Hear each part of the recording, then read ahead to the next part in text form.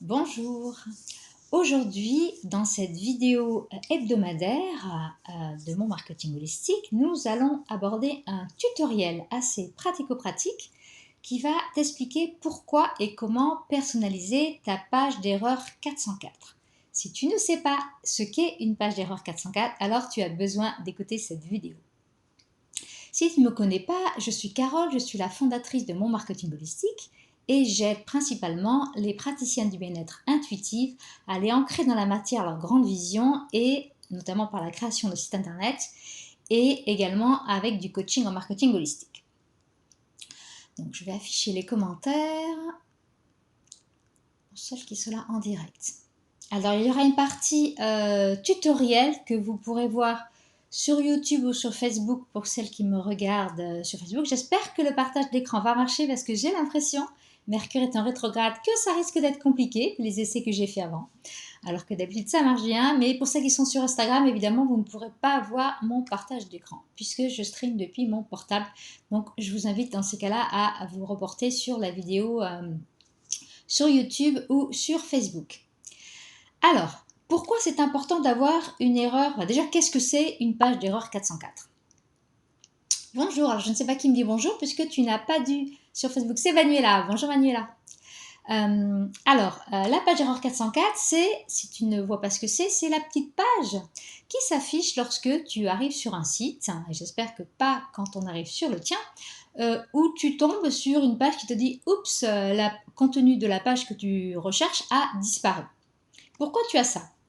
Tu as ça parce que probablement l'URL, c'est-à-dire le lien, l'adresse que tu tapes dans ton navigateur à la fin, après les slash du nom de ton site, a probablement changé, ou la page a été supprimée, elle n'existe peut-être plus. Et du coup, quand la personne elle navigue en tapant ça dans Google, elle arrive sur un lien qui est brisé, ça s'appelle comme ça, broken links en anglais, c'est-à-dire qu'il n'existe plus ou en tout cas pas sous la même forme exacte. Il suffit que tu changes une lettre sur un URL, en fait ça ne marche plus. Donc du coup, tu as ce message d'erreur, déjà pas génial. Bonjour Elvire. Tu as ce message d'erreur qui est déjà pas très joli. Je vais essayer de te le partager tout à l'heure. Donc comme je disais, ça a l'air compromis.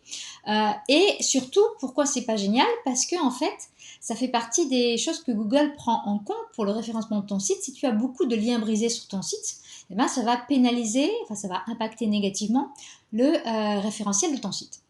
Donc je t'invite à aller vérifier que tu n'as pas beaucoup de liens brisés et à corriger si tu en as et faire en sorte que toujours ça reste propre, faire des redirections, faire ce qu'il faut au niveau de ton référencement pour pas avoir ça. Donc déjà première chose, voilà ce que c'est. Mais tu vas me dire, très bien, comment je fais ça? Déjà à la base tu n'es pas obligé de faire ça si tu utilises Squarespace. Pour WordPress, pour les autres plateformes, je ne pourrais pas t'en parler, puisque si tu ne le sais pas encore, moi je suis spécialiste, web designer spécialisé dans Squarespace. C'est vraiment la plateforme que je te recommande d'utiliser si tu es praticienne du bien-être.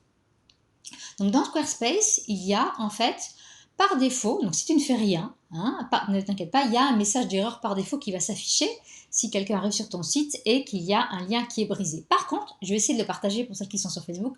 Vous allez voir, il est quand même assez moche. Alors, on va essayer, parce que tout à l'heure, ça me mettait un écran blanc, noir plutôt, vous allez me dire si vous le voyez.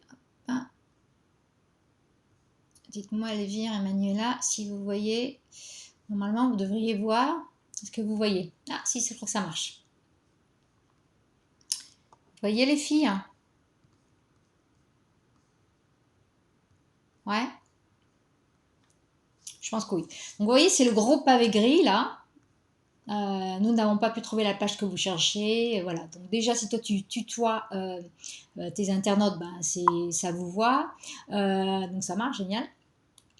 Et en plus, c'est très moche, très gris. Donc, personnellement, déjà, pour des questions de design, je te recommande de le modifier parce que moi, j'appelle ça quelque chose de moche. Tu t'es pas cassé la tête à faire une jolie identité visuelle pour quand on arrive sur une page, on a un truc tout moche, tout gris. Enfin, moi, c'est mon avis, je personnalise toujours celle de mes clientes. Alors, et du coup, qu'est-ce qu'on va mettre à la place? C'est là où ça devient intéressant parce que comme tu sais, les gens, ils zappent, on va dire, de plus en plus, et notamment sur Internet, et ça ne s'arrange pas avec les jeunes générations. Quand une personne arrive, je donne toujours cet exemple-là, parce que c'est des vrais chiffres, sur ta page d'accueil, elle décide si elle va rester en 3 à 5 secondes. Donc t'imagines si elle arrive sur un lien où il y a écrit « Nous n'avons pas pu trouver la page que vous cherchez », si tu ne lui donnes pas une bonne raison de rester, elle va partir illico, puisque du coup elle arrive sur un truc où il n'y a pas l'information qu'elle veut. Donc qu'est-ce que tu peux faire? Ce que tu peux faire, c'est aller la personnaliser. Donc je vais te donner quelques exemples de choses que tu peux mettre quand tu vas, et je vais te montrer, expliquer comment concrètement dans Squarespace tu fais, comment tu vas pouvoir, qu'est-ce que tu vas pouvoir mettre à la place de ce message bateau. Donc tu peux déjà mettre un texte déjà un peu plus personnalisé, avec le ton de ton utilisateur que tu utilises d'habitude. Si tu tutoies, tu vas tutoyer ou tutoyer. L'humour ne fait pas de mal d'ailleurs, n'hésite pas. Une jolie photo. Et puis tu vas pouvoir rediriger les gens, donc soit vers une barre de recherche pour leur aider à retrouver le contenu qu'ils cherchaient, soit si tu as un blog, vers ta page d'accueil du blog, soit vers, qu'est-ce que tu pourrais faire d'autre, j'avais mis des exemples, je ne les ai plus sur les yeux, ta page de contact, pour que si en fait ils cherchent à te poser une question qu'ils n'ont pas trouvée même avec la barre de recherche, et bien du coup ils peuvent te contacter et puis te poser la question pour laquelle ils cherchaient la réponse. Et surtout, tu vas pouvoir la personnaliser avec ton identité visuelle, c'est-à-dire mettre les couleurs, les polices et le style de photo que tu as partout ailleurs sur ton site pour que ça n'arrive pas comme un cheveu sur la soupe et que ça soit joli, quoi. Alors pour moi, joli et efficace, les deux ne sont pas incompatibles. Alors, si tu travailles avec Squarespace, je vais te montrer où est-ce que c'est dans Squarespace pour personnaliser la page d'erreur 404. Donc, je vais prendre un petit site de démo, donc dites-moi les filles, normalement ça devrait marcher. Voilà. On va croiser les doigts. Hop. Ouais, ça marche. Donc là, on est sur un site de démo. Et puis donc, on va aller sur l'onglet page ici. Ça va ralentir un peu. Je vais enlever vos têtes parce que hop, je vois pas. Et puis donc, ça, c'est la façon dont le menu de création de page de Squarespace est agencé. Et du coup, on va aller créer une page hors navigation. N'importe quelle page vierge, je vais prendre. Et vous allez la personnaliser. Donc là, faites ce que vous avez à faire, voilà, et tu l'appelles, mettons, je sais pas moi, 404, voilà, au hasard, très créatif. Et donc ta page est créée, elle est là, et elle s'appelle 404, on va aller vérifier, mais normalement ça devrait être OK. Les paramètres, voilà, on va l'appeler 404. Si je ne mets pas de chiffre, ça marche pas. Voilà, donc tu as créé une page, elle s'appelle 404. Et à présent, tu vas aller indiquer à Squarespace que toi, tu veux la tienne. Donc là, tu iras la personnaliser en mettant tout ce que je t'ai dit avant ou ce qui est pertinent pour toi quand les personnes arrivent sur ton site. Et tu vas aller... j'ai oublié aussi d'ailleurs, tiens, je l'ai dit tout à l'heure, mais je ne sais plus où c'est, tiens.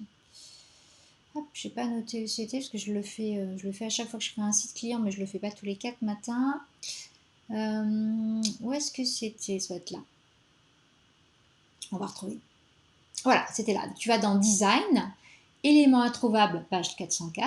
Et là, tu vas dire à Squarespace que, au lieu de la page système par défaut, tu veux, donc tu vois, ça donne ça. Là, pour le coup, il a pris les polices et les couleurs que j'avais mis sur ce site, mais ça reste quand même le texte bateau. Voilà. Et tu vas aller lui dire d'aller chercher ta page 404. Voilà. Et tu enregistres. Et voilà, ça y est, tu as dit à Squarespace que automatiquement, quand quelqu'un arrive sur ta page 404, il a ta page personnalisée et pas une autre, la page par défaut. Donc, si je récapitule, on a vu dans cette vidéo donc pourquoi c'est important d'avoir une page 404, qu'est-ce que c'est et à quoi ça sert, pourquoi c'est important de la personnaliser et de ne pas laisser la page par défaut, et évidemment avant tout ça on s'assure d'en avoir le moins possible de liens brisés pour que les gens arrivent le moins possible quand même sur ta page pour ne pas pénaliser ton référencement. Et puis je t'ai montré dans Squarespace comment c'est assez facile, tu as pu voir, de personnaliser ta page de 404. Donc si tu dois faire ou si tu veux refaire ton site, si tu en as un, si tu n'es pas certaine qu'il est dans les bonnes pratiques du web design, je t'invite à participer à mon challenge live qui va avoir lieu du 22 au 26 février prochain, donc c'est dans quelques semaines.